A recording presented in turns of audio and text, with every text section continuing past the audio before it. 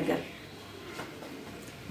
मैं लक्ष्मी अग्रवाल वरिष्ठ नागरिक केसरी क्लब को और किरण जी को नमस्कार करती हूँ। बात बहुत पुरानी है। एक बार क्या हुआ, मेरी मम्मी मेरे को और मेरी बड़ी बहन को दोनों को घर पे छोड़ के मम्मी के घर चली गई। जाते जाते मेरी बड़ी बहन को बोला कि तू घर का ध्यान रखियो।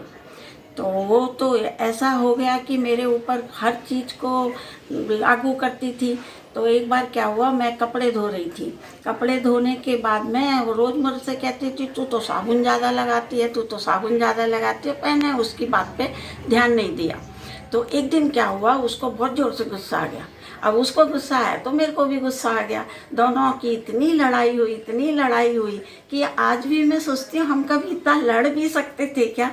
तो ऐसे बहुत बचपन की बहुत सारी बातें हैं, पर इसमें एक मुझे घटना याद आ रही है कि एक बार की बात है, मेरी बहन की शादी हो गई।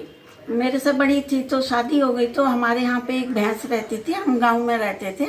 तो भैंस का दूध वो ही निकालती थी हमेशा। तो दूध निकालती थी। जब उसकी शादी हो गई तो भैंस ने जो है दूध नहीं निकलवाया। तो मेरे पिताजी गए, पिताजी के आपको तो बैठने ही नहीं दी वो। तो अब सब परेशान कि अब क्या हो।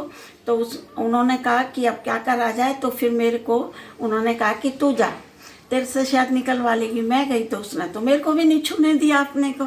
अब सब लोग बहुत परेशान कि अब क्या होगा, अब उसको तो ससुराल से बुला नहीं सकते। तो फिर क्या हुआ, उसकी एक पुरानी साड़ी निकाली। पुरानी साड़ी निकालने के बाद मुझे वो लपेटी, क्योंकि मैं तो साड़ी पहनती नहीं थी, मैं तो छोटी ड्रेस ही पहनती थी। तो अब वो साड़ी लपेट के मुझे ले गए। तो भैंस ने आराम से दूध निकलवा लिया। दूध निकालने के बाद में जो सबको खुशी हुई, अब मुझे रोज़ वही साड़ी पहना के दूध निकलवाते थे।